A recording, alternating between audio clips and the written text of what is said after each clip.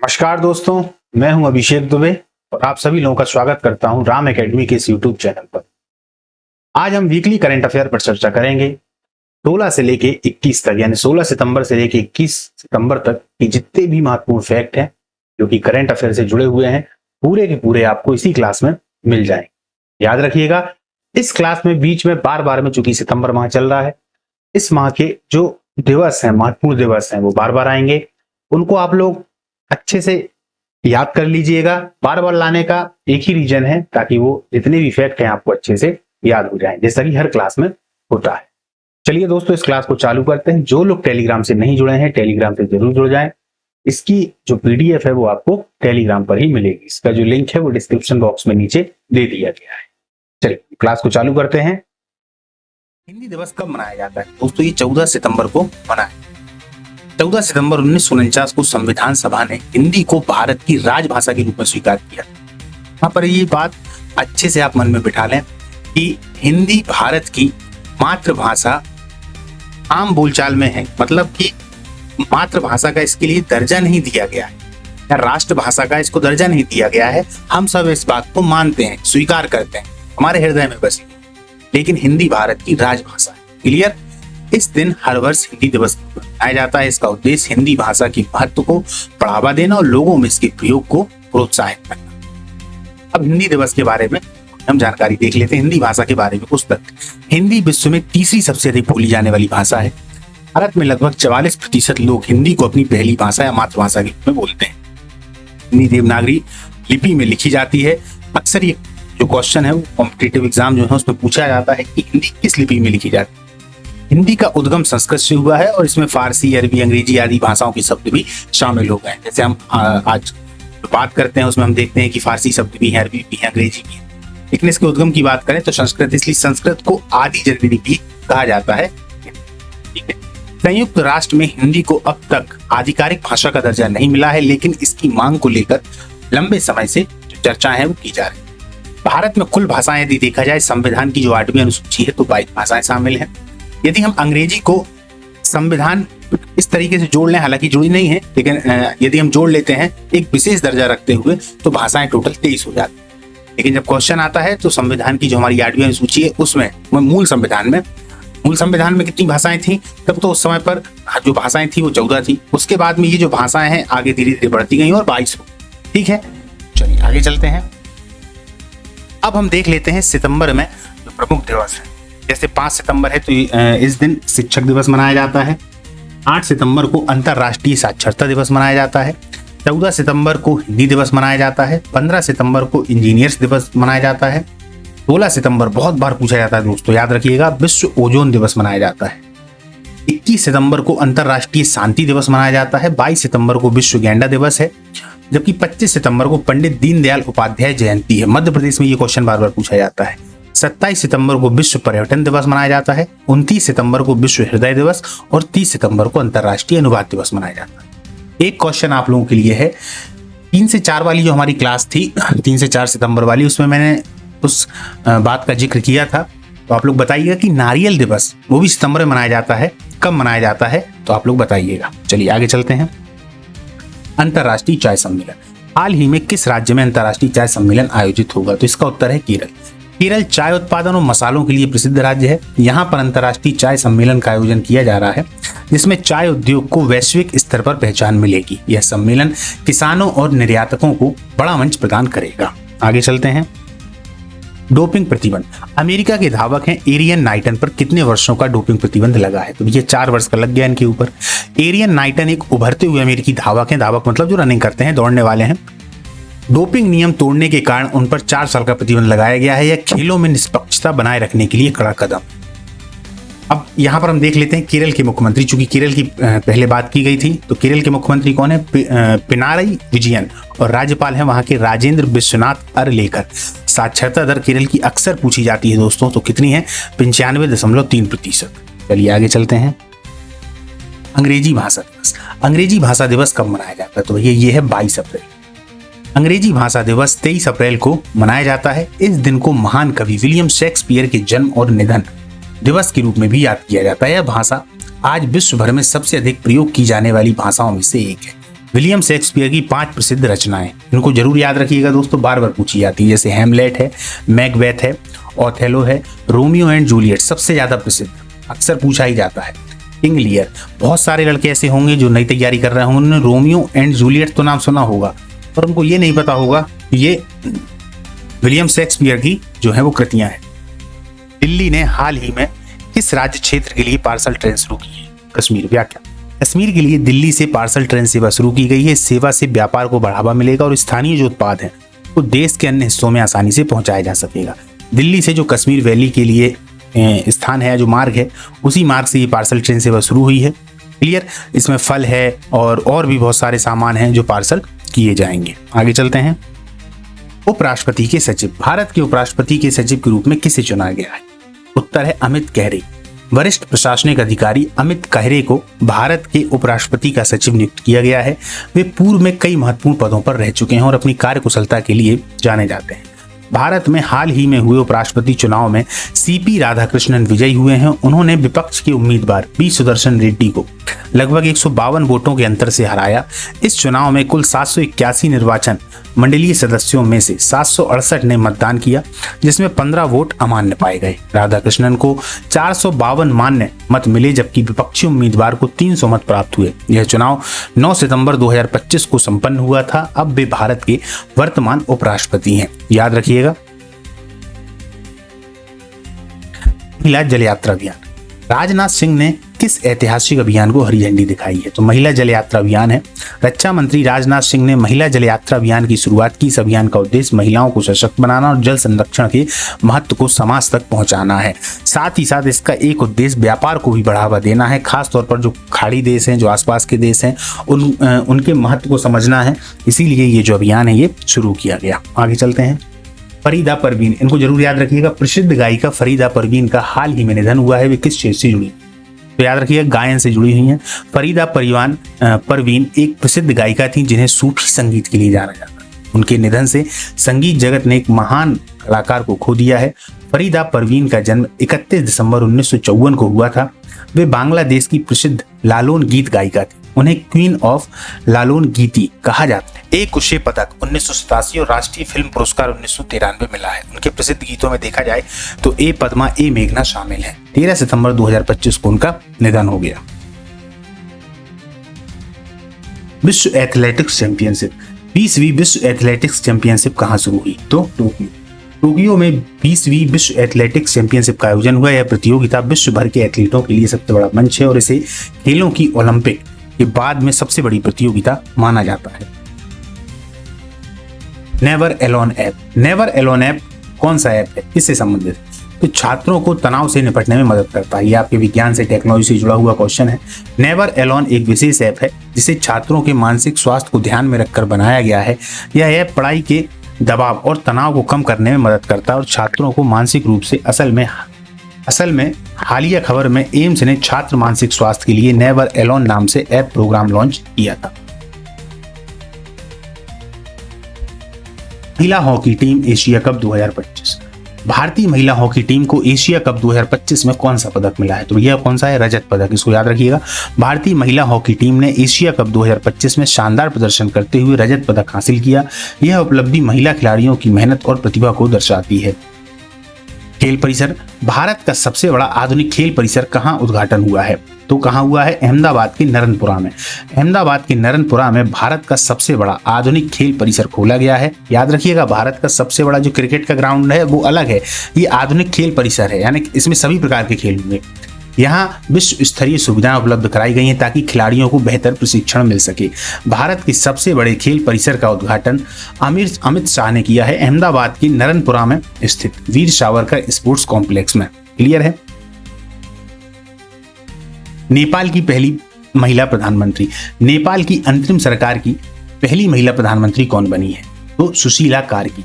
सुशीला कार्की नेपाल की अंतरिम सरकार की पहली महिला प्रधानमंत्री बनी है। उनका चयन नेपाल की राजनीति में महिलाओं की बढ़ती भूमिका को दर्शाता है। नेपाल में हाल ही में सोशल मीडिया बैन और भ्रष्टाचार के खिलाफ बड़े प्रदर्शन हुए। प्रदर्शनों में हिंसा हुई, दर्जनों लोगों की मौतें हुई, सैकड़ों घायल हुए। दबाव में प्रधानमंत्री केपी शर्मा ओली ने इस्तीफा दे दिया। राष्ट्रपति ने सुशीला कार्की को अंतरिम प्रधानमंत्री नियुक्त किया है। वे नेपाल की पहली महिला प्रधानमंत्री बनी है। संसद वहां की भंग कर दी गई और नए चुनाव अब कब होंगे, तो मार्च 2026 में होंगे। आइए अब आज के जो हमारे एमसीक्यूज उनको देखते हैं कि हिंदी दिवस किस तिथि को मनाया जाता है। इसका आंसर तो आप लोगों को बहुत अच्छे से पता है, 14 सितंबर को। अंतरराष्ट्रीय चाय सम्मेलन किस राज्य में आयोजित होगा, तो ये कहाँ होगा, असम, पश्चिम बंगाल, केरल, तमिलनाडु। तो ये होगा कहाँ, केरल में। अब बाकी के क्वेश्चन आप लोगों को बता दें। एरियन नाइटन पर कितने वर्षों का डोपिंग प्रतिबंध लगा है, ये आप लोग बताइएगा, 2, 3, 4, 5। और ये इंजीनियर दिवस 15 सितंबर को मोक्षगुंडम विश्वेश्वरैया की स्मृति में मनाया गया। इंजीनियर्स डे हर साल भारत में 15 सितंबर को मनाया जाता है ताकि सर मोक्षगुंडम विश्वेश्वरैया की जन्म तिथि को याद किया जा सके। विश्वेश्वरैया एक महान अभियंता थे जिनका योगदान सिंचाई, बाढ़ प्रबंधन, पायाभूत सुविधाएं, औद्योगिक प्रगति आदि क्षेत्रों में रहा है। ठीक है, अब ये थे कहां से, तो ये देख लीजिए, कर्नाटक मैसूर से थे। इनकी सबसे बड़ी उपलब्धि थी कृष्णराज सागर बांध, KRS डैम, अक्सर आप जीके में इसको बार बार पढ़ते हैं, का निर्माण किया है, जिसे इंजीनियरिंग का अद्भुत उदाहरण माना जाता है। उन्होंने हैदराबाद में बाढ़ नियंत्रण और सिंचाई प्रणालियों के विकास में भी अहम योगदान दिया। उन्हें भारत के शीर्ष इंजीनियरों में गिना जाता है और 1955 में भारत रत्न से सम्मानित किया गया। इन्हीं की जयंती पर 15 सितंबर को हर साल इंजीनियर दिवस मनाया जाता है। ये चलते हैं भैया, हर बार की तरह इसमें भी अपन सितंबर के महत्वपूर्ण दिवसों को देखेंगे। देखिए, मैं बार बार दिवसों को इसलिए लेके आता हूँ, ज्यादा समय नहीं लगता, ज्यादा 30 सेकंड लगता है, लेकिन वो रिवाइज हो जाते हैं। ऐसे ही हर महीने में जब भी कोई क्लास आपके सामने आती है तो उससे संबंधित पूरे महीने के जो भी महत्वपूर्ण दिवस है, क्योंकि दिवस से क्वेश्चन आना है, आप पेपर कोई सा भी दे लें, कोई सा भी आपका एग्जाम हो, इससे संबंधित एक क्वेश्चन आना है, और जिनसे संबंधित क्वेश्चन आना है वो हमें 101% याद होना चाहिए। तो देखिए, 5 सितंबर को तो शिक्षक दिवस हो गया, 8 सितंबर को अंतर्राष्ट्रीय साक्षरता दिवस है, 14 सितंबर हिंदी दिवस, कल की क्लास में हमने चर्चा की, 15 सितंबर को इंजीनियर्स दिवस और 16 सितंबर को विश्व ओजोन दिवस। बार बार बोलता हूँ, ये ओजोन दिवस जो है, इससे संबंधित जो प्रश्न है वो पूछा जाता है। 21 सितंबर को अंतर्राष्ट्रीय शांति दिवस है, जबकि 22 सितंबर को विश्व गेंडा दिवस है। 25 सितंबर को पंडित दीनदयाल उपाध्याय जयंती है, जबकि 27 सितंबर को विश्व पर्यटन दिवस है। 29 सितंबर को विश्व हृदय दिवस है और 30 सितंबर को अंतर्राष्ट्रीय अनुवाद दिवस है। आगे चलते हैं। प्रधानमंत्री मोदी ने असम में विश्व का पहला बांस आधारित एथेनॉल संयंत्र का उद्घाटन किया है। विश्व का पहला बांस आधारित एथेनॉल संयंत्र असम के गोलाघाट जिले के नमूलीगढ़ में स्थापित किया गया है। यह संयंत्र बांस से एथेनॉल बनाने का काम करेगा। अब एथेनॉल है क्या, देखिए, इससे जैव ईंधन उत्पाद को तो बढ़ावा मिलेगा। जो जैव ईंधन है, मतलब जो जैविक ईंधन है, उसके उत्पादन में बढ़ावा मिलेगा। एथेनॉल को पेट्रोल में मिलाकर प्रदूषण को कम किया जा सकेगा और विदेशी तेल पर निर्भरता घटेगी। यानी एक तीर से दो निशाने, विदेशी तेल भी नहीं लेना पड़ेगा और हमारे यहाँ पर जो प्रदूषण हो रहा है वो भी कम होगा, क्योंकि पेट्रोल से, डीजल से, सभी से प्रदूषण बहुत ज्यादा होता है। तो एथेनॉल का जो प्रयोग है वो किसमें होगा, जैव ईंधनों। ठीक है, इससे किसानों को, खासकर बांस उगाने वाले किसानों की आय में भी बढ़ोतरी होगी, क्योंकि इसी से तो ये जो बनाया जा रहा है एथेनॉल, इसी से बनाया जा रहा है। इस संयंत्र का उद्घाटन माननीय मोदी जी के द्वारा किया गया है। यह परियोजना ग्रीन एनर्जी और आत्मनिर्भर भारत की दिशा में एक महत्वपूर्ण कदम मानी जा रही है। नई दिल्ली में रबी अभियान 2025 सम्मेलन शुरू हुआ। रबी अभियान भारतीय कृषि संदर्भ में एक महत्वपूर्ण मौसम फसल अभियान है जो रबी फसलों की बुआई तथा उत्पादन से संबंधित होता है। रबी अभियान 2025 एक राष्ट्रीय कृषि सम्मेलन है जिसका आयोजन केंद्र सरकार की पहल पर हुआ। इस सम्मेलन की थीम है एक राष्ट्र एक कृषि एक टीम, जिसका मकसद भारत में कृषि नीतियों को राज्यों, वैज्ञानिकों और किसानों के बीच समन्वय से लागू करना है ताकि रबी फसल सीजन में उत्पादन बढ़े। कृषि मंत्री शिवराज सिंह चौहान ने कहा कि भारत खाद्यान्न के मामले में आत्मनिर्भर बनेगा और फसल बीमा, नकली बीज, खाद मामले में कड़ी कार्रवाई सुनिश्चित होगी। चलते हैं। विशाखा मूल्य को आदित्य बिरला कैपिटल का नया एमडी और सीईओ नियुक्त किया गया। विशाखा मूल्य को आदित्य बिरला कैपिटल का नया एमडी, सीईओ नामित किया गया है। विशाखा मूल्य मूल रूप से इंदौर, मध्य प्रदेश से हैं। उन्होंने इंजीनियरिंग की पढ़ाई आईआईटी बॉम्बे से, मैनेजमेंट की पढ़ाई आईआईएम अहमदाबाद से की है। आदित्य बिरला कैपिटल में आने से पहले ये आईसीआईसीआई बैंक में एग्जीक्यूटिव डायरेक्टर के पद पर कार्यरत थी। बैंक वालों के लिए महत्वपूर्ण हो जाता है क्वेश्चन, क्योंकि ये अक्सर पूछे जाते हैं। वहां इन्होंने कॉर्पोरेट बैंकिंग, एसएमई और इंटरनेशनल बिजनेस जैसे क्षेत्रों की जिम्मेदारी संभाली। भारत और नॉर्वे के बीच पहली समुद्री सुरक्षा वार्ता नॉर्वे में आयोजित। भारत और नॉर्वे के बीच पहली समुद्री सुरक्षा वार्ता नॉर्वे में आयोजित हुई। इसमें समुद्री मार्गों की सुरक्षा, रक्षा सहयोग और नौसेना के बीच संबंधों को मजबूत बनाने पर चर्चा हुई। नॉर्वे उत्तरी यूरोप में स्थित एक स्कैंडिनेवियाई देश है। यहाँ के जो प्रधानमंत्री हैं वो जरूर याद रखिएगा क्योंकि अब चर्चा में है, पूछे जा सकते हैं, जोनास गेहर स्टोरे। ठीक है, क्या नाम है? Jonas Gahr Støre. और यहाँ के जो राजा हैं वो हैं हेराल्ड, जो कि यहाँ के राष्ट्रप्रभु। ठीक है, भारत और नॉर्वे, याद रखिएगा राजा हेराल्ड 5वें नंबर के हैं। भारत और नॉर्वे के बीच व्यापार, शिक्षा, ऊर्जा और पर्यावरण के क्षेत्र में अच्छे राजनयिक संबंध हैं। ठीक है, आगे चलते हैं। गुजरात सरकार ने नमो लक्ष्मी योजना के तहत 1000 करोड़ की सहायता दी। गुजरात सरकार ने नमो लक्ष्मी योजना के तहत महिलाओं और लड़कियों के सशक्तिकरण के लिए 1000 करोड़ की वित्तीय सहायता दी है। इसका उद्देश्य शिक्षा और स्वावलंबन को बढ़ावा देना। मुख्यमंत्री भूपेंद्र भाई पटेल हैं, कहाँ के? गुजरात के। राज्यपाल हैं आचार्य देवव्रत। विधानसभा सीटें हैं यहाँ की 122, जिले यहाँ पर हैं 34। करंट में अगर देखें तो भारतीय जनता पार्टी की सरकार है। जब भी मैं किसी भी राज्य के बारे में बताऊं तो इतनी जानकारी आपको होनी चाहिए, तो जब आप बार बार इनको देखेंगे अपने आप ये सब के सब याद हो जाएंगे। अब करंट अफेयर कोई ऐसा नहीं है कि उसके लिए बहुत विशेष हमें तैयारी करनी है, बिल्कुल नहीं। एक लाइन को आप पकड़ लें, एक जगह पे आप ध्यान देने लगें, बार बार जब आप उन्हीं को पढ़ते हैं तो अपने आप वो आपको याद हो जाते हैं। चलिए आगे चलते हैं। आंध्र प्रदेश के एपर्चियन अनकन्फॉर्मिटी स्थल को यूनेस्को की सूची में शामिल किया। आंध्र प्रदेश का प्रसिद्ध एपर्चियन अनकन्फॉर्मिटी स्थल अपनी भूवैज्ञानिक विशेषताओं के लिए जाना जाता है। इसे यूनेस्को की सूची में शामिल किया गया है, जिससे यह विश्व धरोहर संरक्षण के दायरे में आ गया। एपर्चियन अनकन्फॉर्मिटी एक भूवैज्ञानिक स्थल है, जियोलॉजिकल साइट है, जो आंध्र प्रदेश के तिरुपति चंद्रगिरी इलाके में स्थित है। कहाँ पे? चंद्रगिरी, इसको याद रखना पहली बात। दूसरी बात है कि ये जो एपर्चियन अनकन्फॉर्मिटी भारत के आंध्र प्रदेश में तिरुपति हिल्स के पाई जाने वाली एक अद्भुत भूगर्भीय संरचना है। यहाँ धरती की 2 परतें मिलती हैं। नीचे की 2600 मिलियन साल पुरानी आर्कियन चट्टानें हैं और ऊपर की 1600 मिलियन साल पुरानी प्रोटोरोजोइक चट्टानें हैं। अब आप देखिए कि दोनों चट्टानों के बीच में कितना अंतर है। इन दोनों परतों के बीच में लगभग 1000 मिलियन साल यानी 1 अरब साल का बड़ा गैप है। इसे अनकन्फॉर्मिटी कहा जाता है। यह जगह हमें पृथ्वी के विकास और करोड़ों साल पुराने भूगर्भीय बदलावों का सबूत देती है। इसीलिए ये वैज्ञानिकों के लिए बहुत ज्यादा महत्व। इसे भारत सरकार ने राष्ट्रीय भूगर्भिक स्मारक घोषित किया है, जो शिक्षा और पर्यटन दोनों के लिए ही महत्वपूर्ण है। आगे चलते हैं।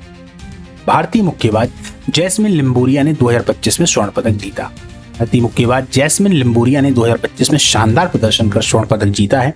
उनके इस प्रदर्शन से भारत को गर्व महसूस हुआ और महिला मुक्केबाजी को नई पहचान मिली। अब हम दोस्तों यहाँ पर उनको देखेंगे जो मुक्केबाजी से संबंधित है, क्योंकि क्वेश्चन ये पूछ लिया जाता है कि ये किस खेल से संबंधित है, किस स्पोर्ट से संबंधित। तो देखिए मैरी कॉम, इन्हें कौन नहीं जानता, 6 बार विश्व चैंपियन रही हैं। लंदन ओलंपिक 2012 में इन्होंने ब्रॉन्ज मेडल जीता था। कौन सा? Bronze.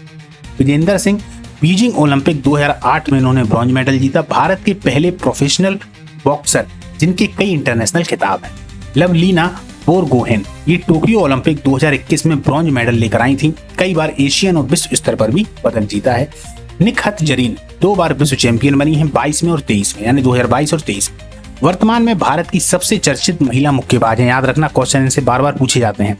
Shiva Thapa Asian championship में कई बार पदक विजेता हैं। ओलंपिक में भारत का प्रतिनिधित्व इन्होंने किया है। इन 5 को आप लोग जरूर याद रखिएगा दोस्तों। आगे चलते हैं। ISSF विश्व कप 2025 में भारत 5वें स्थान पर रहा। आयोजन निंगबो चीन में हुआ है। चीन के निंगबो शहर में आयोजित ISSF international shooting sport federation विश्व कप 2025 में भारत ने शानदार प्रदर्शन करते हुए 5वां स्थान प्राप्त किया। इस प्रतियोगिता में दुनिया के कई देशों ने भाग लिया। ISSF विश्व कप 2025 एक बड़ी अंतर्राष्ट्रीय शूटिंग स्पर्धा है, जिसमें राइफल, पिस्टल और शॉटगन जैसे कई इवेंट शामिल हैं। यह प्रतियोगिता साल भर अलग अलग स्थान जैसे बुएनस आयरिस, लीमा, म्यूनिक और लोनोटोआ में आयोजित हो रहे हैं। अंत में इसका समापन दोहा कतर में वर्ल्ड कप फाइनल के साथ होगा, जो 4 से 9 दिसंबर 2025 तक आयोजित किया जाएगा। आगे चलते हैं। भारतीय नौसेना में पनडुब्बी रोधी युद्धपोत अंद्रोथ को कोलकाता में शामिल। भारतीय नौसेना की शक्ति में इजाफा करते हुए पनडुब्बी रोधी, याद रखिएगा युद्धपोत है ये अंद्रोथ पनडुब्बी रोधी, को कोलकाता में शामिल किया गया है। यह युद्धपोत अत्याधुनिक तकनीक से लैस और समुद्री सुरक्षा को मजबूत करेगा। हम देख लेते हैं कि अभी इस समय पर हमारे थल सेना, जल सेना, वायु सेना के जो प्रमुख हैं वो कौन कौन है। आर्मी चीफ कौन है? जनरल उपेंद्र द्विवेदी। जबकि नेवी चीफ कौन है? एडमिरल दिनेश कुमार त्रिपाठी। और एयरफोर्स जो चीफ है वो कौन है? Air chief marshal AP Singh. चलते हैं अब हम आज के MCQs को देखते हैं। भैया शुरुआत के 2 मैं बताऊंगा, बाकी आपको बताना। भारत में इंजीनियर्स दिवस कब मनाया जाता है? ये 14 सितंबर, 15 सितंबर, 16 सितंबर या 17 सितंबर? इसका जो आंसर है वो कब है दोस्तों? कब मनाया जाता है?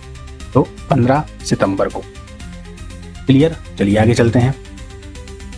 आदित्य बिरला कैपिटल की नई MD और CEO कौन बनी? चंदा कोचर, विशाखा मूल्य, अदिति सिंह या निर्मला सीतारमण? कौन है? विशाखा मूल्य।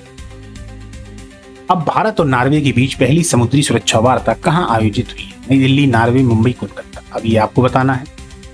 इसके बाद में जैस्मिन लिम्बोरिया किस खेल से जुड़ी हुई है? बैडमिंटन, मुक्केबाजी, तैराकी या कुश्ती?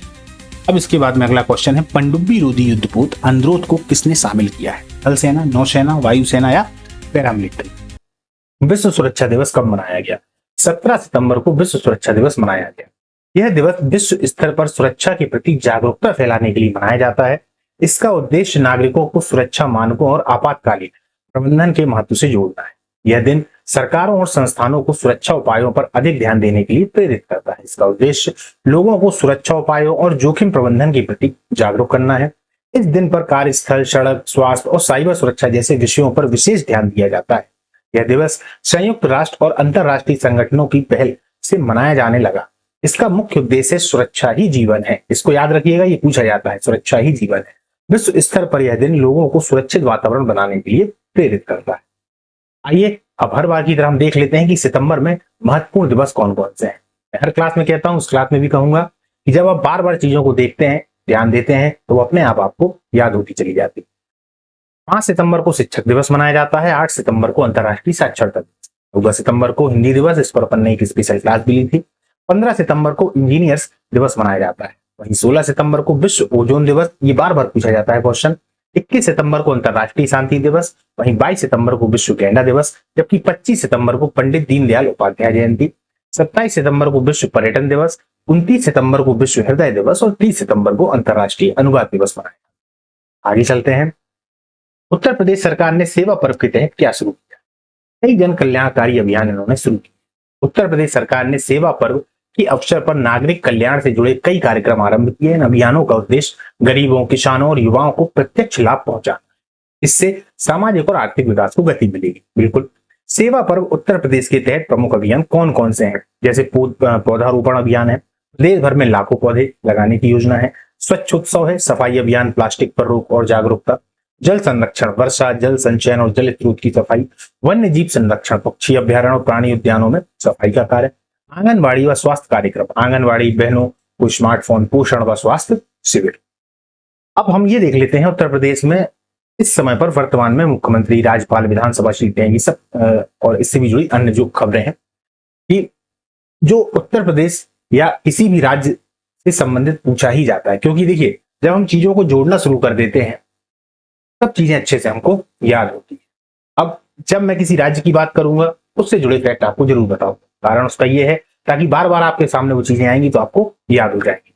मुख्यमंत्री कौन है? योगी जी हैं, योगी आदित्यनाथ। राज्यपाल यहाँ की आनंदीबेन पटेल है। जबकि विधानसभा सीटों की बात करें तो 403 है।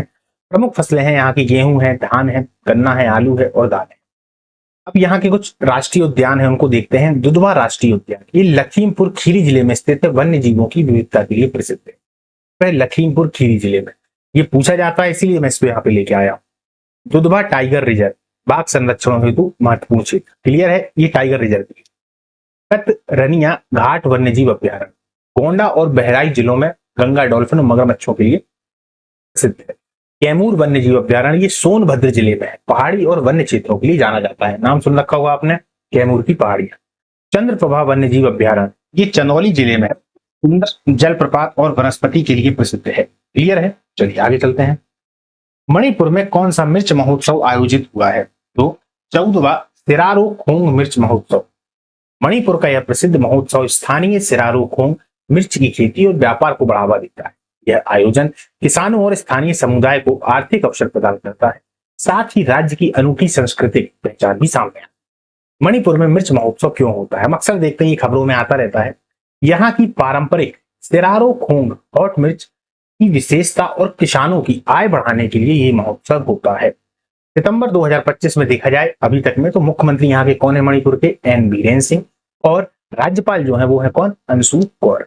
मणिपुर किन किन देशों से सटा है? तो याद रखिएगा, म्यांमार से अंतरराष्ट्रीय सीमा साझा करता है, ये भी प्रश्न पूछा जाता है। मणिपुर की प्रमुख विशेषताएं क्या क्या है? तो देखिए, यहाँ पर लोकटक झील है, आपने पढ़ रखा होगा जीएस में। कुमदी और तेराते द्वीपों के लिए प्रसिद्ध है। संगाई हिरण यहाँ पाया जाता है, जो कि यहाँ का राज्य पशु है। विविध जनजातीय संस्कृति और खेलों में योगदान, जैसे कि मैरी कॉम यहीं से है। मैरी कॉम की चर्चा हमने कल वाली क्लास में की थी, है ना? वो प्रमुख कौन है? आप लोग कमेंट में बताइएगा। चलिए आगे चलते हैं। भारत ने आईएलओ से किस उद्देश्य से समझौता किया? कौशल और व्यवसाय की वैश्विक मान्यता बढ़ाने के लिए। भारत और अंतर्राष्ट्रीय श्रम संगठन आईएलओ के बीच हुआ यह समझौता भारतीय श्रमिकों के कौशल की अंतर्राष्ट्रीय स्तर पर पहचान सुनिश्चित करेगा। इससे रोजगार के अवसर बढ़ेंगे और प्रवासी भारतीयों को विशेष लाभ मिलेगा। आईएलओ जो है, इसका जो हिंदी मीनिंग है वो है अंतर्राष्ट्रीय श्रम संगठन। इसकी स्थापना कब हुई है? तो ये 1919 में हुई है। और इसका मुख्यालय कहाँ पे है? तो जिनेवा स्विट्जरलैंड में इसका मुख्यालय है। अब देखिए, इनसे संबंधित प्रश्न पूछे जाते हैं। संयुक्त राष्ट्र संघ और उससे जुड़े जितने भी संस्थान हैं, जितने भी संगठन हैं, उनके जो मुख्यालय हैं, उनसे संबंधित प्रश्न आपने कई बार देखा होगा, तो इनको एक बार में आप जरूर याद कर लें, याद ही होने चाहिए। तो देखिए भैया, यूनेस्को जो है इसका कहां पे है? तो पेरिस फ्रांस में है। यहां पर मैं 5 ही लेके आया हूं, काफी सारे हैं।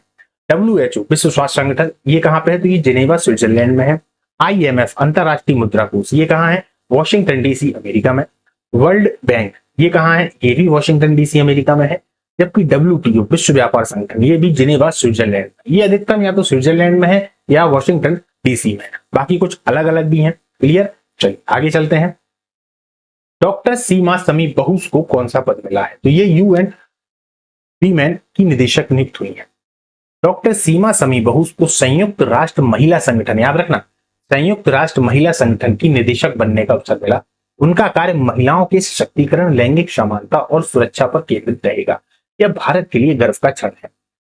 UN वीमेन संयुक्त राष्ट्र का संगठन है जो महिलाओं के अधिकार, लैंगिक समानता और सशक्तिकरण के लिए काम करता है, जिसकी स्थापना 2010 में हुई।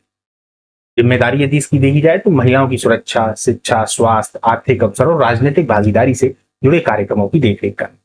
महत्व यदि हम देखें तो यह पद अंतरराष्ट्रीय स्तर पर सरकारों, NGO और समाज को जोड़कर महिलाओं के अधिकारों की रक्षा और उन्नति के लिए नीतियां बनाने में महत्वपूर्ण भूमिका निभाता है। दोस्तों, हम देख रहे हैं कहीं ना कहीं कि जो महिलाओं से संबंधित प्रश्न है, क्वेश्चन है, वो जरूर पूछे जा रहे हैं, क्योंकि जब भारत एक और महिला सशक्तिकरण की बात करता है तो निश्चित तौर पर परीक्षाओं में भी या अन्य किसी भी फील्ड में भी महिलाओं को लेकर अक्सर चर्चाएं होती रहती है, प्रश्न पूछे जाने की भी संभावना बनी रहती है। इस पर आप लोग जरूर फोकस करिए, है ना? चलिए आगे चलते हैं। कोटक 811 ऐप किस स्थान पर पहुंचा? विश्व स्तर पर डाउनलोड में ये तीसरे स्थान पर पहुंच गया। यानी कि कोटक महिंद्रा बैंक का डिजिटल ऐप है ये कोटक 811 विश्व स्तर पर लोकप्रिय हुआ है। यह सरल बैंकिंग, तुरंत खाता खोलने और डिजिटल भुगतान की सुविधा देता है।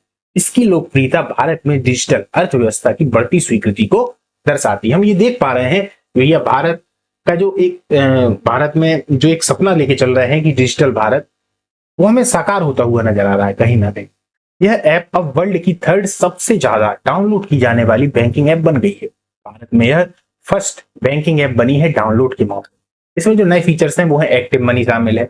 इससे जो पैसे खाते में पड़े रहते हैं वो अपने आप फिक्स डिपॉजिट में चले जाते हैं। ऊंचा ब्याज मिलेगा और जरूरत पड़ने पर तुरंत वापस भी लिया जा सकेगा। तो ये बहुत सारी ऐसी सुविधाएं हैं जो कोटक 811 या 811 ऐप में। क्लियर? ऐप का नाम जरूर याद रखिएगा, तीसरे नंबर पे है ये। सैमुअल ओमटीटी कौन है? फ्रांस की प्रमुख फुटबॉलर है।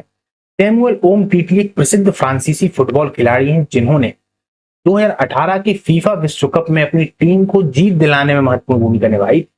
वे अपनी रक्षात्मक क्षमता और टीम भावना के लिए जाने जाते हैं। उन्होंने 31 साल की उम्र में पेशेवर फुटबॉल से संन्यास ले लिया। क्यों लिया है? अब इसका कारण भी है।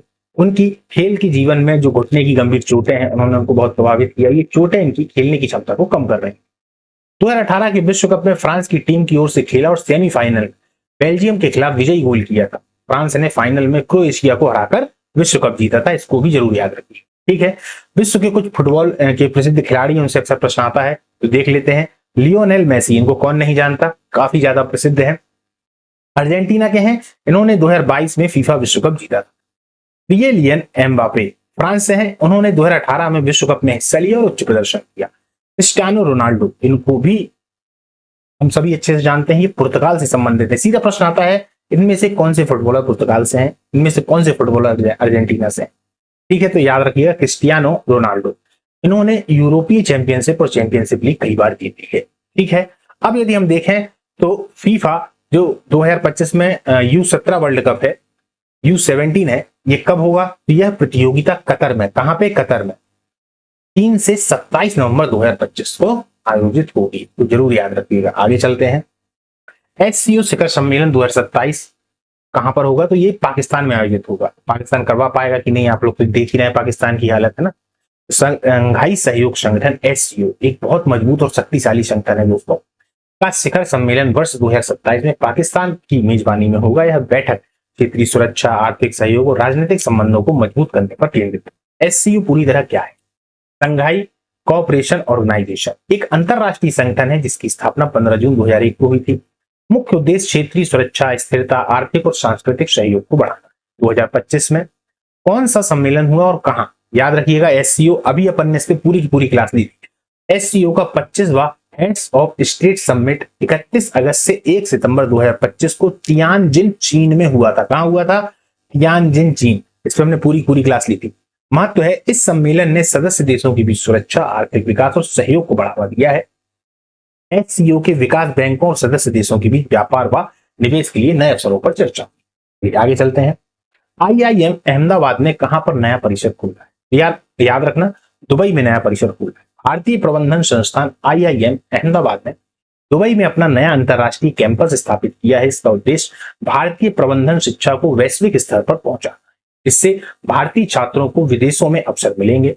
IIM अहमदाबाद की जो स्थापना है वो 1961 में है। थोड़ा इसमें देखते हैं। इसका कैंपस मशहूर आर्किटेक्ट लुई कान ने डिजाइन किया था। इसे एशिया का सबसे बेहतरीन बिजनेस स्कूलों में गिना जाता है। ठीक है, याद रखना। यहां से पास आउट स्टूडेंट्स को दुनिया की सबसे बड़ी कंपनियों में ऑफर मिलते हैं। IIM अहमदाबाद को हार्वर्ड ऑफ इंडिया भी कहा जाता है। इसका पहले डायरेक्टर जो थे वो भारत के प्रसिद्ध वैज्ञानिक विक्रम साराभाई थे। इसको भी याद रखिएगा। आगे चलते हैं। संस्कृति मंत्रालय ने कौन सा पोर्टल लॉन्च किया है? ज्ञान भारतम पोर्टल। इस पोर्टल का उद्देश्य भारतीय संस्कृति, इतिहास और विरासत से जुड़े ज्ञान को डिजिटल रूप में उपलब्ध कराना है। यहाँ छात्रों, शोधकर्ताओं और आम नागरिकों के लिए उपयोगी साबित होगा। थोड़ा हम देख लेते हैं और संस्कृति मंत्रालय के द्वारा कौन कौन से पोर्टल लॉन्च किए गए हैं। इंडियन कल्चर पोर्टल, यह राष्ट्रीय वर्चुअल लाइब्रेरी प्रोजेक्ट का हिस्सा है जिसमें भारत की मूर्त और अमूर्त सांस्कृतिक धरोहरों की जानकारी मिलती है। वैदिक हेरिटेज पोर्टल, यह IGNCA द्वारा संचालित एक पोर्टल है जिसमें वेदों, उपनिषदों, बृहद वैदिक ग्रंथों की ऑडियो विजुअल सामग्री उपलब्ध है। जबकि एक और है जिसका नाम है टेम्पल 360। इस पोर्टल के जरिए भारत के 12 ज्योतिर्लिंग और 4 धामों का ऑनलाइन दर्शन संभव है। देखिए कितना महत्वपूर्ण है ना। तो इन तीनों को याद रखिएगा और जो अभी इन्होंने लॉन्च किया है ज्ञान भारतम, उसको याद रखिएगा। ये चलते हैं। चलिए भैया, आज की जो महत्वपूर्ण MCQs है उनको देखते हैं। विश्व सुरक्षा दिवस कब मनाया गया? तो 15 सितंबर, 16 सितंबर, 17 सितंबर या 18 सितंबर? तो इसका आंसर तो मैं बता देता हूं आपको, 17 सितंबर। दूसरा, मणिपुर में कौन सा मिर्च महोत्सव आयोजित हुआ? सिरारा खोंग, नांगा चिली, भूत जोलोकिया या गोवा मिर्च महोत्सव? इसका जो आंसर है वो है सिरारा खोंग। अब आगे चलते हैं। अब जो प्रश्न है उसके उत्तर आपको देने हैं और यदि आपको नहीं मालूम है, क्लास देख लेंगे तो मालूम पड़ जाएंगे, और यदि आपको नहीं मालूम है तो इनको सर्च करिएगा और उसके बाद में फिर इसका आंसर दीजिए।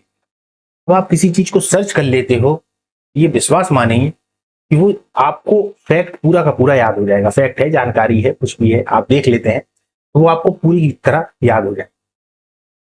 भारत ने ILO से किस उद्देश्य से समझौता किया? स्वास्थ्य सेवाएं, कौशल की मान्यता, महिला सुरक्षा या पर्यावरण संरक्षण? आगे चलते हैं।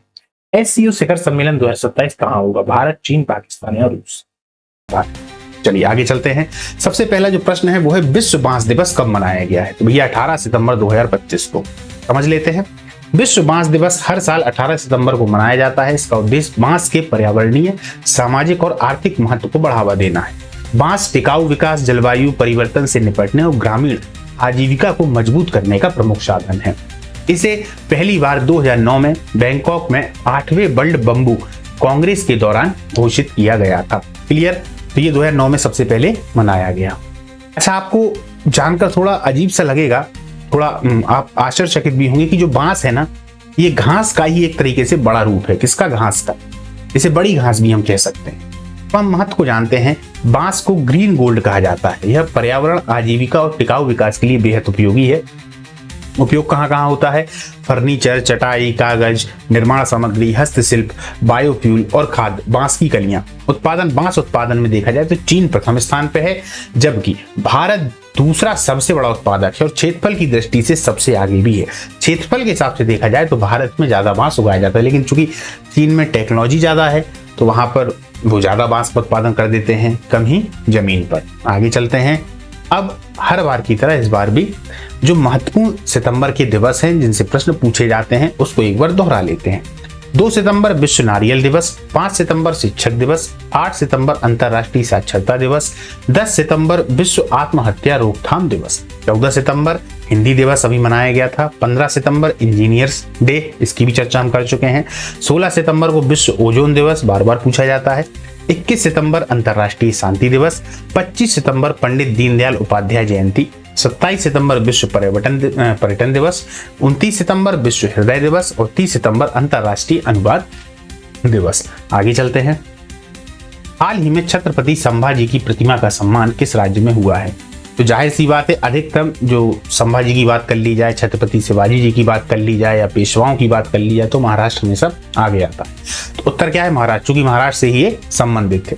महाराष्ट्र सरकार ने हाल ही में छत्रपति संभाजी महाराज की प्रतिमा का अनावरण व सम्मान किया। वे शिवाजी महाराज के ज्येष्ठ पुत्र थे, मतलब बड़े, और वीरता व राष्ट्रभक्ति के प्रतीक माने जाते हैं। यह आयोजन मराठा गौरव और ऐतिहासिक चेतना को पुनर्जीवित करने के लिए किया गया। छत्रपति संभाजी महाराज जी का जन्म हो रहा है 14 मई 1657 को। ये छत्रपति शिवाजी महाराज के बड़े पुत्र थे। 1681 में उन्होंने मराठा साम्राज्य की गद्दी संभाली और औरंगजेब के खिलाफ निरंतर युद्ध किए। संभाजी महाराज ने बहादुरी से मुगलों, पुर्तगालियों और अंग्रेजों से मुकाबला किया। उन्हें 1689 में मुगलों ने पकड़कर अमानवीय यातनाएं दी और वे वीरगति को प्राप्त हुए। उनकी मुख्य उपलब्धि मराठा साम्राज्य की स्वतंत्रता और गौरव को बनाए रखना था। महाराष्ट्र में छत्रपति संभाजी नगर, इसी का नाम पहले औरंगाबाद था, उन्हीं के नाम पर समर्पित है। मतलब जो औरंगाबाद पहले था अब उसका नाम क्या कर दिया गया? छत्रपति संभाजी नगर। तो यहाँ से कितने सारे फैक्ट निकल कर आए दोस्तों, क्लियर है। अभी इन्हीं पर एक मूवी भी आई थी, छावा, वो इन्हीं पर बनी हुई मूवी है, ठीक है। ऐसा कहते हैं कि छत्रपति जी से भी ज्यादा खतरनाक कहीं ना कहीं संभाजी थे। चलिए आगे चलते हैं। डेमोग्राफी, रिप्रेजेंटेशन और डेलिमिटेशन पुस्तक के लेखक कौन हैं? रवि मिश्रा। इस पुस्तक में भारत की जनसंख्या, राजनीतिक प्रतिनिधित्व की असमानताओं पर चर्चा की गई है। लेखक ने बताया है कि सीमांकन प्रक्रिया को कैसे न्यायपूर्ण और संतुलित बनाया जा सकता है। पुस्तक हाल ही में नीति और राजनीति के क्षेत्र में चर्चा का विषय बनी। क्लियर है। चलिए हम देख लेते हैं और जो महत्वपूर्ण पुस्तकें हैं अभी हाल ही की। The secret of secrets, Dan brown. Alog's Speed, How Social Media is Transforming the Future of Language, Adam Aleksic. We Love You बनी, मोना अवार्ड। ठीक है, ये जो 3 किताबें हैं इनको जरूर याद रखिएगा दोस्तों, पूछे जाने की कहीं ना कहीं संभावना है। वैश्विक नवाचार सूचकांक 2025 में भारत की रैंक क्या रही?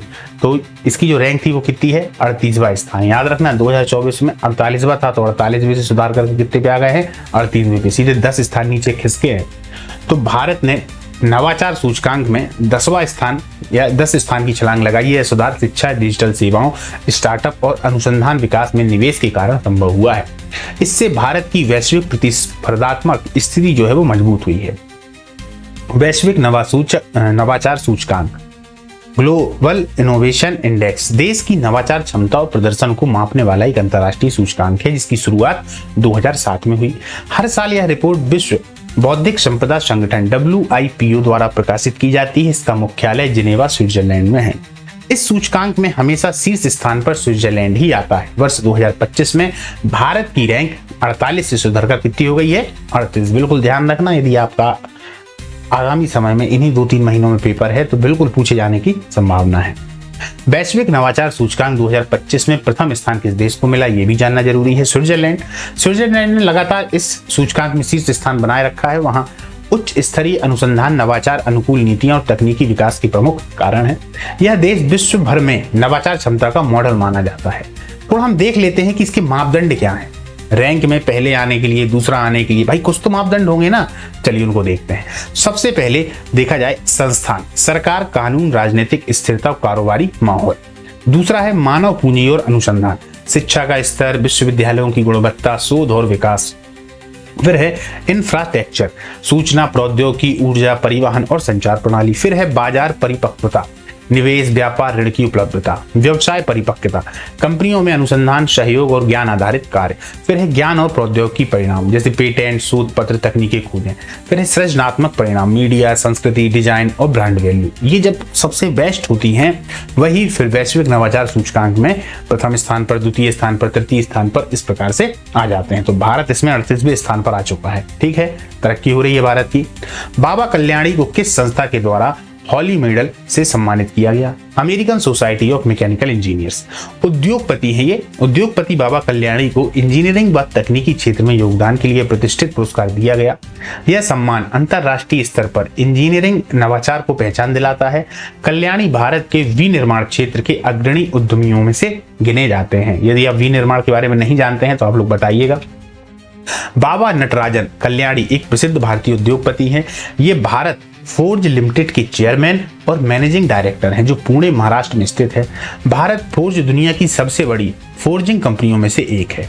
बाबा कल्याणी को हाल ही में American society of mechanical engineer द्वारा हॉली मेडल से सम्मानित किया गया। उनका योगदान ऑटोमोबाइल और इंजीनियरिंग क्षेत्र में नवाचार और तकनीकी विकास के लिए महत्वपूर्ण है। प्रधानमंत्री नरेंद्र मोदी जी ने हाल ही में किस स्थान पर पीएम मित्र पार्क का उद्घाटन किया है? अब मोदी जी तो कुछ ना कुछ करते ही रहते हैं, तो भैया धार मध्य प्रदेश में किया है। पीएम मोदी जी ने अपने जन्मदिन के दिन, याद रखना, धार जिले में अभी 17 तारीख को पीएम मित्र पार्क का उद्घाटन किया। इसका उद्देश्य वस्त्र उद्योग को बढ़ावा देना और रोजगार सृजन करना है। यह पार्क मेक इन इंडिया और आत्मनिर्भर भारत अभियान को मजबूती देगा। पीएम मित्र टेक्सटाइल पार्क का शिलान्यास किया है, जिससे 3 लाख से अधिक रोजगार सृजन होंगे। स्वस्थ नारी सशक्त परिवार अभियान की शुरुआत की। महिलाओं के स्वास्थ्य को केंद्र में रखा है। स्किल सेल एनीमिया अभियान के तहत 1 करोड़ स्क्रीनिंग कार्ड वितरित किए गए। आदि सेवा पर्व का उद्घाटन किया, जो आदिवासी कल्याण पर केंद्रित है। कल हमने इसकी चर्चा की थी, इस पर एक अलग से भी क्लास डली हुई है, उसको जरूर देख लीजिएगा दोस्तों। जनसभा में स्वदेशी उत्पादों को अपनाने की अपील की और 5F विजन को बढ़ावा दिया। क्लियर, आगे चलते हैं। BIFF के द्वारा Asia face of the year से किस अभिनेत्री को सम्मानित किया गया है? तो हुमा कुरैशी को। ये फोटो आप देख सकते हैं, यही हुमा कुरैशी हैं। बॉलीवुड अभिनेत्री हुमा कुरैशी को अंतर्राष्ट्रीय स्तर पर यह सम्मान दिया गया। यह पुरस्कार उनके सशक्त अभिनय और वैश्विक पहचान को दर्शाता है। हुमा ने भारतीय सिनेमा को एशियाई मंच पर नई पहचान दिलाई है। हुमा कुरैशी की कुछ प्रमुख फिल्में, जैसे गैंग्स ऑफ वासेपुर, इसमें आप लोगों ने देखा होगा। बदलापुर एक मूवी आई थी, एक थी डायन, मोनिका ओ माय डार्लिंग, और वेब सीरीज जो है जैसे महारानी, जिसमें उनके जो अभिनय है, उसकी जो भूमिका है, उसको खूब सराहा गया। उन्हें फेस ऑफ एशिया अवार्ड मिला है और कई बार फिल्म फेयर व स्क्रीन अवार्ड्स के लिए भी नामांकित किया गया है। उन्होंने बॉलीवुड के साथ साथ हॉलीवुड फिल्म को जरूर याद रखना, पार्टीशन 1947 में भी काम किया है। उनका अभिनय दमदार, विविध और सामाजिक मुद्दों से जुड़ा रहा है। आगे चलते हैं। BSNL ने हाल ही में किस संस्था के साथ समझौता किया है? तो भारतीय डाक के साथ। BSNL ने और भारतीय डाक ने हाल ही में सहयोग समझौता किया। इसका उद्देश्य ग्रामीण और दूर दराज क्षेत्रों में डिजिटल सेवाओं का विस्तार करना है। इससे डिजिटल इंडिया अभियान को नई गति मिलेगी। MNRE ने भारत की पहली भूतापीय ऊर्जा नीति कब शुरू की? ये हुई है सितंबर 2025 में। नई और नवीकरणीय ऊर्जा मंत्रालय MNRE ने पहली बार भूतापीय ऊर्जा नीति शुरू की है। इसका लक्ष्य स्वच्छ ऊर्जा स्रोतों का उपयोग बढ़ाना और ऊर्जा निर्भरता को कम करना है। यह कदम भारत की हरित ऊर्जा रणनीति का हिस्सा है। हम ये समझ लेते हैं ये है क्या भूतापीय ऊर्जा नीति। परिभाषा पे देखते हैं। यह ऊर्जा पृथ्वी के अंदर मौजूद गर्मी से प्राप्त होती है। इसे जियोथर्मल एनर्जी कहते हैं। स्रोत क्या क्या है? पृथ्वी के नीचे गर्म पानी और भाप के भंडार होते हैं, खासकर ज्वालामुखीय क्षेत्रों में। उपयोग क्या है? इस गर्म भाप को पाइप के जरिए बाहर निकालकर टरबाइन चलाई जाती है, जिससे बिजली उत्पन्न होती है। देखिए आप टेक्नोलॉजी को। लाभ, यह एक अक्षय ऊर्जा स्रोत है, मतलब जिसका क्षय नहीं किया जा सकता, जो लगातार आ सकता है। स्वच्छ, पर्यावरण के अनुकूल और जीवाश्म ईंधनों पर निर्भरता कम करता है। बिल्कुल।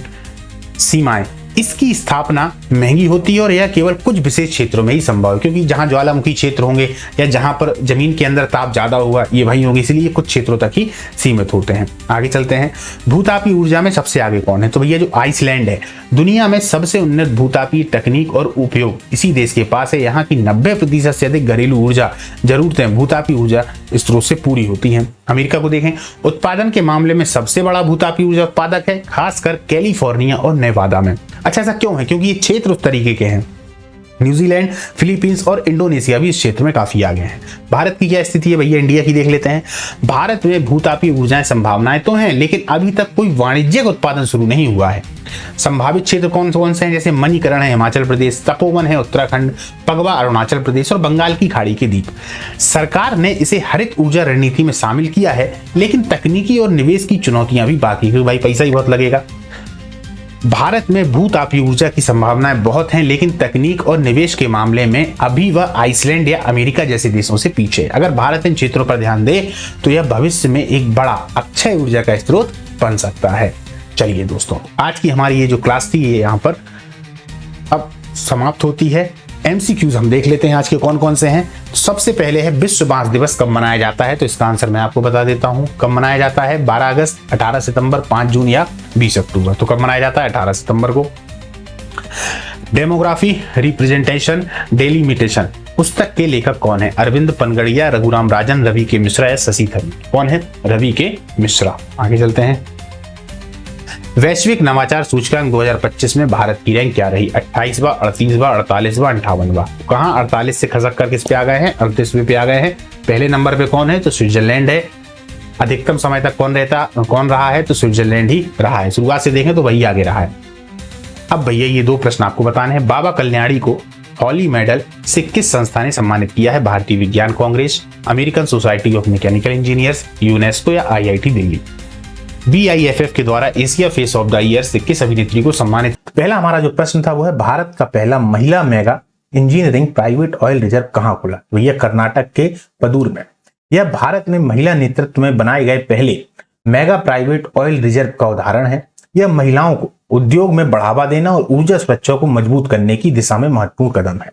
भारत का पहला महिला mega engineering private oil reserve Karnataka के पदूर में स्थित है। यह परियोजना mega engineering and infrastructure limited द्वारा बनाई जा रही है। इसका उद्देश्य भारत की ऊर्जा सुरक्षा को मजबूत करना है। कुछ इसके तथ्य उनको जान लेते हैं। एक तो आप स्थान याद रखिएगा, पादुर उडुपी जिला है कर्नाटक में। इसकी जो क्षमता है वो है 2.5 मिलियन मीट्रिक टन। अगर हम समय सीमा की बात करें तो निर्माण के लिए 5 वर्ष और संचालन के लिए 60 वर्ष, यानी 60 वर्षों तक ये कार्य करेगा। भूमि की यदि हम बात करें तो 214 एकड़ भूमि में ये है, और इसको जो भूमि मुफ्त में प्रदान की गई है वो किसके द्वारा की गई है? ISPRL द्वारा। आइए आगे चलते हैं। 20 सितंबर को भारत में कौन सा दिवस मनाया जाता है? उत्तर विश्व मरम्मत दिवस, वर्ल्ड रिपेयर डे।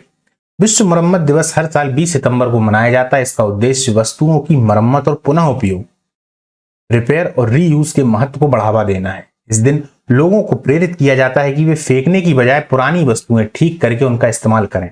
यह सस्टेनेबिलिटी और पर्यावरण संरक्षण के लिए भी बहुत महत्वपूर्ण है। इस बात को यदि हम देखें तो ये हमारे जीवन में भी, रोजमर्रा में भी लागू होती है कि हम अक्सर चीजों को फेंक देते हैं। यदि उनमें कुछ भी थोड़ी सी कमी है तो हम उनको फेंक देते हैं, लेकिन हमें प्रयास ये करना चाहिए कि कहीं ना कहीं हम उनको सुधार के उनसे अपना काम लें, दूसरी चीज को ना लें। चलिए आगे चलते हैं। भारत ने वैश्विक ब्लूप्रिंट निर्माण के लिए किस संगठन के साथ साझेदारी की है? FAO, food and agriculture organisation. FAO के साथ साझेदारी से भारत खाद्य और कृषि क्षेत्र में वैश्विक स्तर पर ब्लूप्रिंट निर्माण के योगदान देगा। यह कृषि नवाचार और सतत विकास के लिए रणनीतिक कदम है। FAO के बारे में जान लेते हैं भैया। इसकी स्थापना कब हुई है? 16 अक्टूबर 1945। ये फैक्ट मैं इसलिए लेके आया हूं क्योंकि ये पूछा जाता है। देखिए, जब भी मैं किसी भी खबर को आपको बता रहा हूं तो उस खबर के साथ साथ में जुड़ी हुई उसके आसपास की महत्वपूर्ण जानकारियां हैं, जो फैक्ट है वो भी लेके आता हूं ताकि आपको वो याद हो जाए। यह संगठन संयुक्त राष्ट्र का एक अंग है और इसका मुख्य उद्देश्य विश्व में खाद्य सुरक्षा सुनिश्चित करना है। कृषि और पोषण के क्षेत्र में सहयोग को बढ़ाना है। इसका मुख्यालय रोम, इटली में स्थित है। ये भी याद रखिएगा, कहां पर है? रोम, इटली में। यही पूछ लेते हैं कि इसका मुख्यालय कहां पर स्थित है। आप देख लीजिएगा पुराने पेपर उठा के, कई बार ये प्रश्न पूछा गया है। नई दिल्ली में कौन सा खेल आयोजन 2025 में होगा? तो भैया पैरा एथलेटिक्स विश्व चैंपियनशिप। यह आयोजन विकलांग एथलीटों के लिए अंतरराष्ट्रीय मंच प्रदान करता है। इससे खेलों में समान अवसर बढ़ेंगे और भारत की खेल प्रबंधन क्षमता को भी वैश्विक मान्यता मिलेगी। बिल्कुल, यदि जो खेल भारत में होते हैं तो फिर इसको दुनिया भी देखती है और वो समझती है कि भारत भी अब इस लायक हो गया है। बहुत सारे खेल ऐसे नहीं है भारत में, बहुत पहले से होते आ रहे हैं, लेकिन जब ये खेल हो रहे हैं, ऊपर से लाइव चल रहे हैं, सब लोग देखते हैं कि भैया हाँ, अब जो स्थिति है भारत की वो नहीं है जो पुरानी स्थिति थी, है ना। चलिए हम इसको थोड़ा और जान लेते हैं। विकलांग एथलीटों के लिए यह अंतरराष्ट्रीय दौड़, कूद और फेंक की प्रतियोगिताएं हैं। ठीक है, जो हैंडीकैप्ड है उनके लिए ये वाली जो प्रतियोगिता है, विश्व चैंपियनशिप है, वो होती है। इसमें 100 मीटर, 200 मीटर, 400 मीटर मैराथन है, लंबी ऊंची कूद है, शॉर्ट पुट है, डिस्कस है, जेवलिन है, रिले रेस है। इसकी शुरुआत देखें तो 1994 बर्लिन कहां? जर्मनी। पिछली पैरा एथलेटिक्स विश्व चैंपियनशिप 2023 में पेरिस फ्रांस में हुई थी। ठीक है ना। अब ये फ्रांस में 8 से 17 जुलाई 2023 तक आयोजित की गई थी। यह आयोजन चार्लेटी स्टेडियम में हुआ था। यहां से एक और फैक्ट है कि ये चार्लेटी स्टेडियम कहां पे है, तो याद रखिएगा फ्रांस में। ठीक है ना। अब 2025 में यह चैंपियनशिप भारत में पहली बार आयोजित हो रही है नई दिल्ली के जवाहरलाल नेहरू स्टेडियम। इसको आप काफी बार पढ़ते होंगे जीएस में कि भैया जवाहरलाल नेहरू स्टेडियम कहां है, दिल्ली में है। 27 सितंबर से 5 अक्टूबर 2025 तक यह प्रतियोगिता होगी, जिसमें 100 से अधिक देशों के 1000 से ज्यादा एथलीट भाग लेंगे। बहुत इंपॉर्टेंट खबर है, याद रखिएगा। भारत को किस अंतरराष्ट्रीय संस्था की एशिया समिति में चुना गया है? तो याद रखिएगा इंटरपोल। इंटरपोल में सदस्यता से भारत को एशिया क्षेत्र में अपराध रोकथाम और पुलिस सहयोग के क्षेत्र में प्रभाव बढ़ाने का अवसर मिलेगा। यह सुरक्षा और कानून प्रवर्तन में महत्वपूर्ण भूमिका निभाता है। पूरा नाम क्या है? इंटरनेशनल क्राइम पुलिस ऑर्गेनाइजेशन, यानी कि विश्व स्तर पर पुलिस का एक संगठन है। अब कैसा है थोड़ा समझते हैं। स्थापना तो भैया 1923 में हुई, इसका भी पूछा जाता है भैया। मुख्यालय है कहां पर? लियोन फ्रांस में, मुख्यालय भी पूछा जाता है। इसका जो मुख्य काम है वो है अंतरराष्ट्रीय अपराध को रोकना और पुलिस एजेंसियों को जोड़ना। दिलचस्प क्या है, दुनिया के 194 देश इसके सदस्य हैं। इंटरपोल का अपना रेड नोटिस सिस्टम है जो अपराधियों की अंतरराष्ट्रीय तलाश में मदद करता है। इसे कभी भी नोबेल पुरस्कार नहीं मिला, लेकिन इसे विश्व स्तर पर सबसे प्रभावशाली पुलिस संगठन माना जाता है। इंटरपोल में कोई सैनिक नहीं होता। सोचिए, पुलिस की ऐसी व्यवस्था जिसमें कोई सैनिक ही नहीं है। यह सिर्फ एक पुलिस नेटवर्क है। क्लियर? मतलब ये एक नेटवर्क है, इसमें कोई सैनिक नहीं होते। आगे चलते हैं। मुनीषा मुद्रा ने कौन सी पुस्तक लॉन्च की है? Wild Africa through my lens. यह कॉफी टेबल बुक अफ्रीका के वन्य जीव और प्राकृतिक सुंदरता को दिखाती है। मुनीषा मुद्रा ने फोटोग्राफी के माध्यम से वैश्विक प्रकृति प्रेम को बढ़ावा दिया है। 3 चीजें इसमें याद रखनी है। पहला मुनीषा मुद्रा, दूसरा उनके द्वारा लिखी गई ये जो बुक है, और जो तीसरा सबसे महत्वपूर्ण की ये जो बुक है वो किस वे पे लिखी गई है, मतलब किससे संबंधित है? तो जीवन और प्राकृतिक सुंदरता, वन्य जीवन, यानी जो वन्य जीवन है, एक तरीके से जो वन्य के प्राणी है ना, वन में जो पेड़ पौधे हैं उनकी जो प्राकृतिक एक तरीके से सुंदरता है, उन्हीं सबको इन्होंने एक फोटोग्राफी के माध्यम से और फिर उसमें अपनी पुस्तक लॉन्च की है। ठीक है, आगे चलते हैं। भारत का नया राजदूत दक्षिण कोरिया में कौन नियुक्त हुआ है? तो गौरंग लाल दास। राजदूत का नियुक्त होना भारत और दक्षिण कोरिया के बीच कूटनीतिक संबंध मजबूत करने का संकेत है। यह दोनों देशों के व्यापार, संस्कृति और रणनीतिक सहयोग में मदद करेगा। भैया राष्ट्रपति कौन है यहाँ के? हम जान लेते हैं दक्षिण कोरिया के। तो युन सुक योएल। ये नाम थोड़े इसी तरीके से होते हैं, पर याद तो करने ही पड़ेंगे। क्या नाम है? युन सुक योएल। राजधानी है सियोल और यहाँ की मुद्रा जो है वो दक्षिण कोरियाई वॉन। दिलचस्प तथ्य यह है कि दक्षिण कोरिया एक तकनीकी और औद्योगिक रूप से बहुत विकसित देश है और भारत के साथ व्यापार, शिक्षा, तकनीकी सहयोग में सक्रिय रूप से जुड़ा हुआ है। आगे चलते हैं। भारत ने कौन सा नया शैक्षणिक संगठन गठन करने का निर्णय लिया है? अब कौन सा लिया है? तो इसका उत्तर है त्रिशिक्षा कोर, ट्राई एजुकेशन क्रॉप्स। ये है क्या? यह संगठन शिक्षा, प्रशिक्षण और कौशल विकास में सुधार लाने के लिए बनाया गया है। इससे विद्यार्थियों के लिए नई सीखने की सुविधाएं और अवसर बढ़ेंगे। त्रिशिक्षा कोर के बारे में हम जानते हैं। भारतीय सशस्त्र बलों की एक नई पहल है। ये दूसरा फैक्ट है ना। भारतीय सशस्त्र बलों की एक नई पहल है जो सेना, नौसेना और वायुसेना की शिक्षा शाखाओं को एकीकृत करके बनाई गई है। यह निर्णय 2025 में कोलकाता में आयोजित संयुक्त कमांडर सम्मेलन CCC 2025 में लिया गया। इसका उद्देश्य प्रशिक्षण संस्थानों जैसे राष्ट्रीय रक्षा अकादमी NDA हो गया, भारतीय सैन्य अकादमी IMA हो गया, भारतीय नौसेना अकादमी INA और वायुसेना अकादमी AFA में एकीकृत और समन्वित शिक्षा प्रदान करना है। यह कदम सशस्त्र बलों के बीच बेहतर तालमेल और संयुक्तता को बढ़ावा देने के लिए महत्वपूर्ण है। इससे भविष्य में थिएटर कमांड्स की स्थापना में भी सहूलियत होगी। क्लियर, आगे चलते हैं, नाम जरूर याद रखिएगा। भारत ने कौन सा नया, ये वाला हो गया है, आगे चलते हैं। EPFO ने कौन सी नई सुविधा लॉन्च की है? तो पासबुक लाइट। अब ये क्या है? EPF को तो आप जानते ही हैं। यह सुविधा EPF सदस्यों के लिए सरल और डिजिटल पासबुक उपलब्ध कराती है। इससे सदस्य अपने खाते और योगदान की जानकारी आसानी से देख सकते हैं। कर्मचारियों के PF खाते की संक्षिप्त जानकारी तुरंत देखने के लिए बैलेंस, योगदान और निकासी एक जगह उपलब्ध है। सिंगल लॉगिन, ऑनलाइन ट्रैकिंग और एनेक्सर के डाउनलोड की इसमें सुविधा है। आसान, तेज और पारदर्शी तरीके से अपने PF को मैनेज करने का। क्लियर, तो ये EPFO ने एक नई सुविधा लॉन्च की है। जब आप लोग जॉब पे जाएंगे, जब आपकी सरकारी जॉब लग जाएगी और मान लीजिए आप प्राइवेट जॉब भी कर रहे हैं, तब आप इसको अच्छे से समझ पाएंगे कि ये PF क्या है। एक फंड होता है जो कंपनी या सरकार अपने पास में रखती है, फिर बाद में ये कर्मचारी उसको बीच बीच में निकाल भी सकते हैं और इकट्ठा होकर फिर लास्ट में उनको मिलता भी है। तो यही PF है। क्लियर, आगे चलते हैं, आगे देखते हैं। पाकिस्तान ने हाल ही में किस देश के साथ समझौता किया है? तो भैया सऊदी अरब के साथ। यह समझौता जो है वो दोनों देशों के आर्थिक और कूटनीतिक संबंधों को मजबूत करने का संकेत है। ऊर्जा, निवेश और व्यापार में सहयोग की संभावनाएं बढ़ेंगी। सऊदी अरब 2025। प्रधानमंत्री यहाँ के कौन है? तो मोहम्मद बिन सलमान, क्राउन प्रिंस भी हैं और प्रधानमंत्री भी हैं। ठीक है ना। राजधानी यहाँ की रियाद और मुद्रा है सऊदी रियल। इसकी जो मुद्रा है वो अक्सर पूछी जाती है दोस्तों। ठीक है। दिलचस्प तथ्य यह है कि सऊदी अरब मध्य पूर्व का सबसे बड़ा तेल उत्पादक देश है और भारत के साथ ऊर्जा और निवेश के क्षेत्र में मजबूत संबंध रखता है।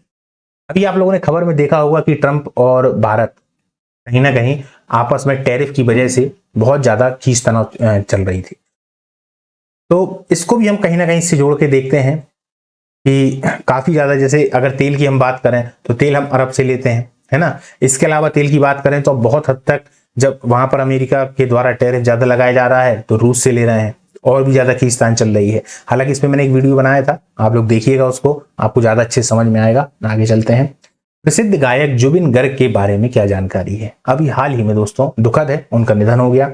जुबिन गर्ग भारतीय संगीत जगत के एक प्रतिष्ठित गायक थे। उनकी कला और संगीत ने कई लोगों को प्रेरित किया और भारतीय संगीत को वैश्विक मंच पर पहचान दिलाई। इनका जन्म हो रहा 1972 मेघालय में।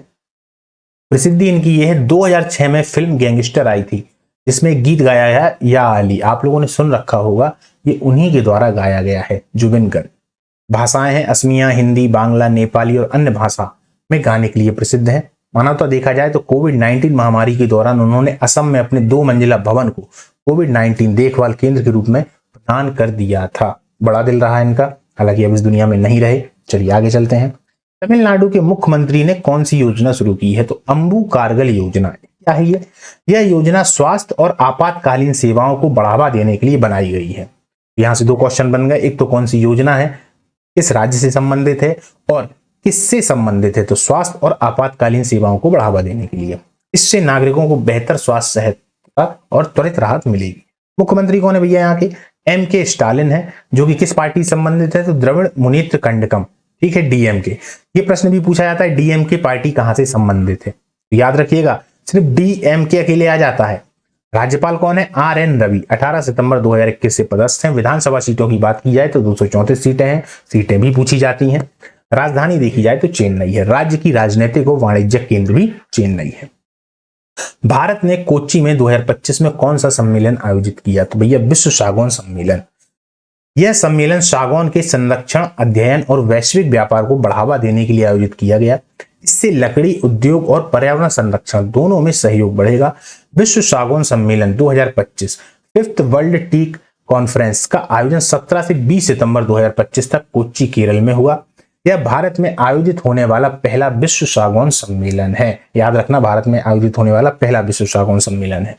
सागौन का वृक्ष तो आप जानते हैं, इन्हीं की लकड़ियों से बहुत महंगे महंगे फर्नीचर बनते हैं। खास बात इसकी क्या होती है? खास बात ये होती है कि इसकी लकड़ी बहुत समय तक चलती है। क्यों? क्योंकि इसमें कीड़े लगते ही नहीं है, यानी जिसको हम दीमक कीमक वगैरह आप लोग जानते होंगे, ये लगते ही नहीं इस लकड़ी में। इसीलिए ये काफी आगे तक या बहुत समय तक चलते हैं। आयोजन स्थल और मेजबान क्या था? तो ग्रैंड हयात कोच्चि केरल, ये जगह है ग्रैंड हयात कोच्चि केरल। आयोजक देखा जाए तो केरल वन अनुसंधान संस्थान KFRI। इसमें सहयोगी रहे जैसे जापान है। नीलाम्बुर केरल में स्थित है जो दुनिया की सबसे पुरानी सागौन बागवानी का घर है। क्लियर। केरल वन अनुसंधान संस्थान KFRI ने इस सम्मेलन की मेजबानी की जो सागौन अनुसंधान में अग्रणी है। सम्मेलन में वैज्ञानिक दृष्टिकोण और अंतर्राष्ट्रीय सहयोग के माध्यम से सागौन उत्पादन में आने वाली चुनौतियों को अवसर में बदलने पर जोर दिया गया है। ठीक है, आगे चलते हैं। चलिए, आज के महत्वपूर्ण जो MCQs हैं, क्योंकि क्लास आप लोगों ने देख ली है, 2 के आंसर मैं दूंगा, बाकी के आंसर आप लोगों को देने हैं। भारत का पहला महिला mega engineering private oil reserve कहां खुला है? महाराष्ट्र, कर्नाटक के पदूर, गुजरात, तमिलनाडु। तो क्या आंसर है? कर्नाटक के पदूर में। भारत ने वैश्विक ब्लूप्रिंट निर्माण के लिए किस संगठन के साथ साझेदारी की है? यूनेस्को, WHO, FAO या IMF? इसका आंसर क्या है? FAO। ठीक है, आगे चलते हैं। नई दिल्ली में 2025 में कौन सा खेल आयोजन होगा? अब ये आपको बताना है। हॉकी विश्व कप, पैरा एथलेटिक्स विश्व चैंपियनशिप, एशियाई खेल या क्रिकेट वर्ल्ड कप? EPFO ने कौन सी नई सुविधा लॉन्च की है? Passbook light, digital wallet, pension tracker या लोन असिस्ट? इसके बाद है, भारत ने कोच्चि में कौन सा सम्मेलन 2025 में आयोजित किया? विश्व आर्थिक सम्मेलन, विश्व सागौन सम्मेलन, अंतरराष्ट्रीय शिक्षा सम्मेलन या पर्यावरण संरक्षण सम्मेलन? ये जो 3 प्रश्न थे लास्ट के, इनके आंसर आप लोगों को देने हैं। दोस्तों आंसर जरूर दीजिएगा, क्योंकि इससे हमको समझ में आता है कि आप लोग देख रहे हैं और आप लोगों के लिए बहुत ज्यादा जरूरी है। कभी कभार ऐसा होता है कि किसी के आंसर हमको नहीं मालूम, हम क्लास को नहीं देख पाए। बहुत ऐसे होते हैं जो जल्दबाजी में ज्यादा रहते हैं, अलग अलग जल्दी जल्दी देखते हैं। आप फिर उसको सर्च करके देखिए, वो भी आपके लिए सही है। आप उसको सर्च करके देखिए। जब आप उसको सर्च करते हैं तो इस बात का विश्वास मानिएगा कि वो चीज आपको बहुत अच्छे से याद हो जाती है। जब भी हम किसी चीज को सर्च करते हैं और उसके बाद में जब आपने 1-2 बार क्लासें देखी तो अपने आप याद हो जाएगा। अच्छा, देखने का तरीका कैसा क्या है ताकि हमारे दिमाग में आ जाए? एक बार आप लोग रात में देख लें और एक बार सुबह उठते ही साथ देख लें। यदि आपने सुबह उठते साथ देख लिया तो आप मान के चलिए कि अब वो आपके दिमाग में बस चुका है। और बस फिर जब लास्ट में जब सप्ताह आता है तो 7 दिन में फिर इसका रिवीजन होता है, और जब पूरा महीना खत्म होता है तो पूरे महीने का रिवीजन हो जाता है। तो अच्छे से याद हो जाएंगी चीजें। पूरे महीने भर का करंट अफेयर इतना मजबूत हो जाएगा कि फिर कहीं जाने की आवश्यकता ही नहीं है। चलिए दोस्तों, इसी के साथ आज की जो हमारी ये क्लास है इसको अपने यहाँ पर समाप्त करते हैं और मिलते हैं अगली क्लास में अगली तारीख के साथ में। तब तक के लिए जय हिंद, नमस्कार।